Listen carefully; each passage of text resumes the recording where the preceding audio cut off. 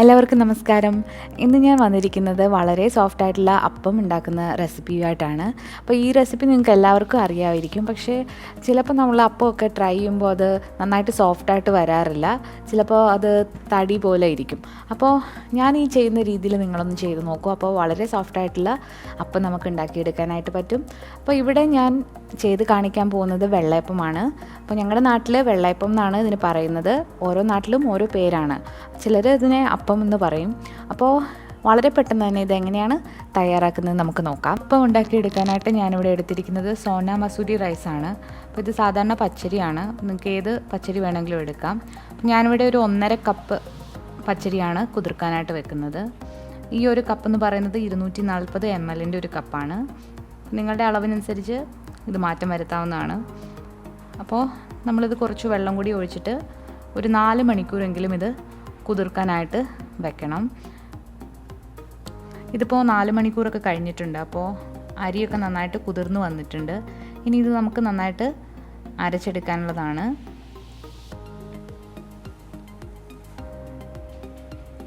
ഇത് കൂടാതെ ഞാനിവിടെ ഒരു 1/4 കപ്പ് തേങ്ങ എടുത്തിട്ടുണ്ട്. ഇളം തേങ്ങയാണ് എപ്പോഴും നമ്മൾ അപ്പം എടുക്കാനായിട്ട് ഏറ്റവും നല്ലത്. പിന്നെ നമ്മുടെ സാധാരണ ചോറില്ലേ അതെടുത്തിട്ടുണ്ട്. ഇതൊരു 6 ടേബിൾ സ്പൂൺ ചോറ് കാണും. പിന്നെ ഇത് അരയ്ക്കാനായിട്ട് ആവശ്യമായിട്ടുള്ള വെള്ളം കൂടി എടുത്തിട്ടുണ്ട്. ഇതിൻ്റെ അളവെല്ലാം ഞാൻ ഡിസ്ക്രിപ്ഷൻ ബോക്സിൽ കൊടുക്കുന്നതാണ്. അപ്പോൾ നിങ്ങൾക്ക് നോക്കാം. ഇനി ഇത് നമ്മൾ മിക്സിയുടെ ഒരു ജാറിലേക്ക് ഇതെല്ലാം കൂടി ഇട്ട് കൊടുത്തിട്ട് നന്നായിട്ടൊന്ന് അരച്ചെടുക്കണം. അരയ്ക്കുമ്പോൾ അധികം വെള്ളം പാടില്ല. ഇത് കുറച്ച് കട്ടിയായിട്ടാണ് ഇതിൻ്റെ മാവ് ഇരിക്കേണ്ടത്. അപ്പോൾ പച്ചരി ചേർത്ത് കൊടുത്തിട്ടുണ്ട്. ഇനി ഇതിലേക്ക് തേങ്ങ കൂടി ചേർത്ത് കൊടുക്കുകയാണ്.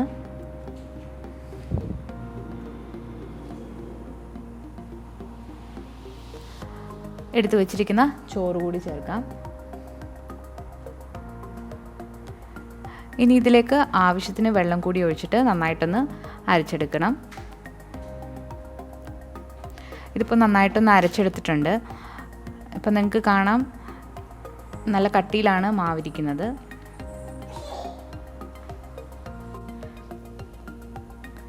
ഈ അരച്ച മാവ് ഒരു പാത്രത്തിലേക്ക് മാറ്റിയിട്ട് നമ്മളൊരു 8 മണിക്കൂറെങ്കിലും ഇത് പൊങ്ങാനായിട്ട് വെക്കണം. അപ്പോൾ രാത്രിയിൽ ചെയ്ത് വെക്കുകയാണെങ്കിൽ രാവിലെ നിങ്ങൾക്ക് എടുക്കാൻ പറ്റും. അപ്പോൾ തണുപ്പുള്ള സ്ഥലങ്ങളിലാണെങ്കിൽ നിങ്ങൾ ഓവൻ്റെ ഉള്ളിൽ ലൈറ്റിട്ട് വെച്ചാൽ മതി. അത് നന്നായിട്ട് പൊങ്ങിക്കിട്ടും. ഇതിപ്പം ഒരു 8 മണിക്കൂർ നന്നായിട്ട് പൊങ്ങാനായിട്ട് വെക്കുക. 8 മണിക്കൂർ കഴിഞ്ഞിട്ടുണ്ട്. അപ്പോൾ നമ്മുടെ മാവ് നന്നായിട്ട് ഫെർമെൻ്റായി വന്നിട്ടുണ്ട്. ഇനിയാണ് നമ്മളിതിലേക്ക് ഈസ്റ്റൊക്കെ ചേർക്കാനായിട്ട് പോകുന്നത്.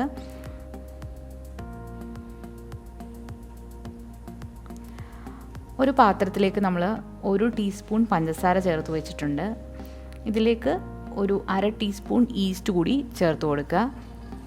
ഇനി ഇതിലേക്ക് ചെറിയ ചൂടുള്ള വെള്ളം കൂടി ഒഴിച്ചിട്ട് ഒരു 5 മിനിറ്റ് മാറ്റി വെക്കുകയാണെങ്കിൽ ഈസ്റ്റ് നന്നായിട്ട് ഫെർമെൻ്റായി കിട്ടും. ഇപ്പോൾ ഈസ്റ്റ് നന്നായിട്ട് ഫെർമെൻ്റായി വന്നിട്ടുണ്ട്.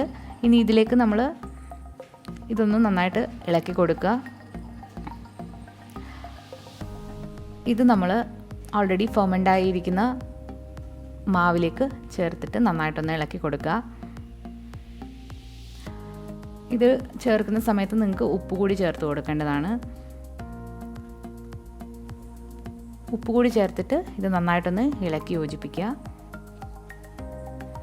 ഇത് ഇളക്കി യോജിപ്പിച്ചതിന് ശേഷം നിങ്ങൾ 1 മണിക്കൂറെങ്കിലും അടച്ച് മാറ്റി വെക്കുകയാണെങ്കിൽ ഇത് നന്നായിട്ട് പൊങ്ങിക്കിട്ടും. എന്നിട്ട് വേണം നമ്മൾ അപ്പം ചുട്ടെടുക്കാനായിട്ട്.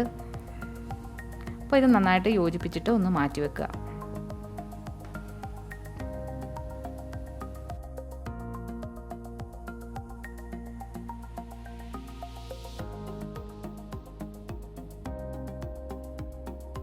ഒരു മണിക്കൂർ കഴിഞ്ഞിട്ടുണ്ട്. ഇപ്പോൾ നമ്മുടെ മാവ് നന്നായിട്ട് പൊങ്ങി വന്നിട്ടുണ്ട്. ഇനി ഇത് ഒരു തവി വെച്ചിട്ട് നന്നായിട്ട് ഇളക്കി കൊടുത്തതിന് ശേഷം നമുക്ക് അപ്പം ചുട്ടെടുക്കാം. 1 മണിക്കൂർ എന്നുള്ളത് ചൂടുള്ള സ്ഥലങ്ങളിൽ പെട്ടെന്ന് തന്നെ ഫെർമെൻ്റായി കിട്ടും. തണുപ്പുള്ള സ്ഥലങ്ങളിലാണെങ്കിൽ മിനിമം 1 മണിക്കൂറെങ്കിലും വേണ്ടി വരും നന്നായിട്ട് പൊങ്ങിക്കിട്ടാനായിട്ട്. ഒരു നോൺ സ്റ്റിക്ക് പാനോ അല്ലെങ്കിൽ ഇരുമ്പിൻ്റെ പാനോ അടുപ്പിൽ വെച്ചിട്ട് നന്നായിട്ട് എണ്ണ തടവി കൊടുക്കുക. ഇനി നമുക്ക് ഈ മാവ് കുറേശ്ശെ ഒഴിച്ചു കൊടുത്തിട്ട് അപ്പം ചുട്ടെടുക്കാം. ഞാനിവിടെ ഈ കാണുന്ന ഒരു തവിയും പിന്നെ ഒരു അര തവിയും കൂടി മാവാണ് ഒഴിച്ചു കൊടുക്കുന്നത്.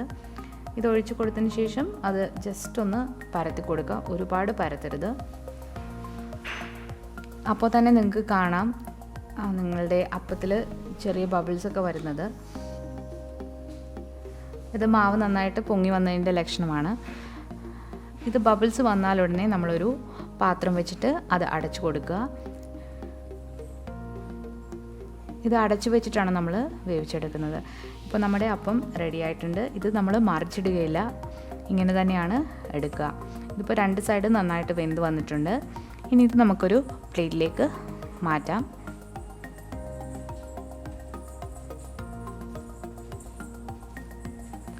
നമുക്ക് കാണുമ്പോൾ തന്നെ മനസ്സിലാകും വളരെ സോഫ്റ്റ് ആയിട്ടുള്ള അപ്പമാണ്. കഴിക്കാനും വളരെ ടേസ്റ്റി ആയിട്ടുള്ള ഒരപ്പമാണിത്. ഇതുപോലെ തന്നെ എല്ലാം നമുക്ക് ചുട്ടെടുക്കാം. പാൻ നന്നായി ചൂടായി കഴിഞ്ഞാൽ നിങ്ങൾ എപ്പോഴും ഫ്ലെയിം ഒന്ന് കുറച്ച് വെക്കുക. പാൻ അധികമായിട്ട് ചൂടായി പോയാൽ നമ്മുടെ അപ്പത്തിൻ്റെ കൺസിസ്റ്റൻസി മാറിക്കിട്ടും. അപ്പോൾ അവസാനം വരെ നല്ല സോഫ്റ്റ് ആയിട്ടുള്ള അപ്പം കിട്ടാൻ വേണ്ടിയിട്ട് നിങ്ങളെപ്പോഴും പാനിൻ്റെ ടെമ്പറേച്ചർ അഡ്ജസ്റ്റ് ചെയ്ത് കൊടുക്കുക. ഇതുപോലെ തന്നെ എല്ലാ അപ്പവും ചുട്ടെടുക്കുക. ബബിൾസ് വന്നാലുടനെ നിങ്ങൾ അടച്ചു വെക്കാനായിട്ടും ശ്രദ്ധിക്കുക.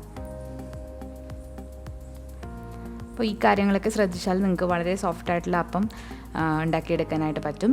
നിങ്ങൾക്ക് ഈസ്റ്റ് വേണ്ടാന്നുണ്ടെങ്കിൽ നിങ്ങൾക്ക് ഇതിന് പകരം ബേക്കിംഗ് സോഡ ചേർത്ത് കൊടുക്കാവുന്നതാണ്. ഒരു 1/4 ടീസ്പൂൺ ബേക്കിംഗ് സോഡ ചേർത്ത് കൊടുത്തിട്ട് ഉടനെ തന്നെ നിങ്ങൾക്ക് അപ്പം ചുട്ടെടുക്കാം ഈസ്റ്റിന് പകരം. അപ്പോൾ ഈസ്റ്റ് ചേർക്കുന്നതാണ് ഒന്നുകൂടി നല്ലത്. നിങ്ങൾക്ക് ഈ റെസിപ്പി ഇഷ്ടപ്പെട്ടെങ്കിൽ നിങ്ങൾ തീർച്ചയായിട്ടും ട്രൈ ചെയ്ത് നോക്കുക. ഇഷ്ടപ്പെട്ടാൽ ലൈക്ക് ചെയ്യാനും ഷെയർ ചെയ്യാനും കമൻറ്റ് ചെയ്യാനും മറക്കരുത്. പുതിയതായിട്ട് കാണുന്നവരാണെങ്കിൽ ചാനൽ കൂടി സബ്സ്ക്രൈബ് ചെയ്തോളൂ. ബെൽ ബട്ടൺ കൂടി പ്രസ് ചെയ്യാൻ മറക്കണ്ട. അപ്പോൾ പുതിയൊരു വെറൈറ്റി റെസിപ്പിയായിട്ട് ഞാൻ ഉടനെ തന്നെ വരും. അതുവരേക്കും എല്ലാവർക്കും താങ്ക് യു.